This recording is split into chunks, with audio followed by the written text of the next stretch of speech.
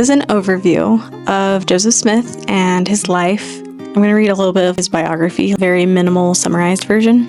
Joseph Smith Jr. was born on December 28, 1805 to parents Lucy Mack Smith and Joseph Smith Sr. in Sharon, Vermont. They moved around a lot in his childhood, and his large family took up a lot of odd jobs. Something to keep in mind is Joseph didn't have a lot of formal education. He did grow up within a deeply religious household.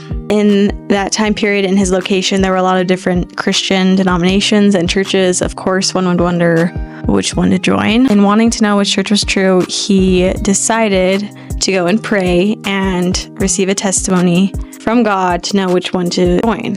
Through a very life-changing prayer, Heavenly Father and His Son Jesus Christ appeared to Joseph Smith and in a vision instructed him to not join any of the churches that were on the earth at that time, as none of them had the full extent of the gospel that could be available.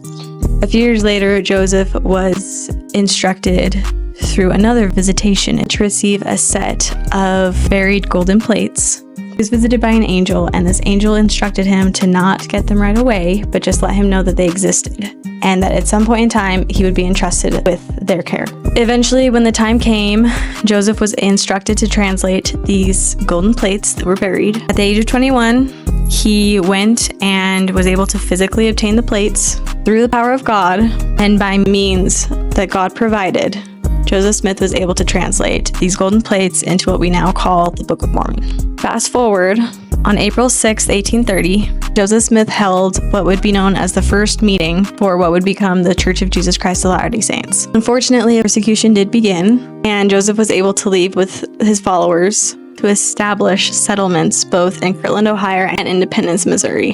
Joseph would continue to receive revelations in how to guide the saints. He would help in constructing and managing temples, and was a busy man. He was leading the church as a prophet. And as he was doing this, the church was gaining more and more converts every single day. Eventually, the persecution got so bad that both of the settlements had to retreat and abandon their establishments. Eventually, though, the saints were able to reestablish their settlement in the city of Nauvoo. Some former members of the church would begin to attack Joseph via the publication called the Nauvoo Expositor. Understandably, fearing more mob violence, Joseph had the local militia destroy the printing press. After much of the legal dust had settled, Joseph ended up going to jail, and while awaiting trial, that is where he was eventually attacked and killed by a very angry mob.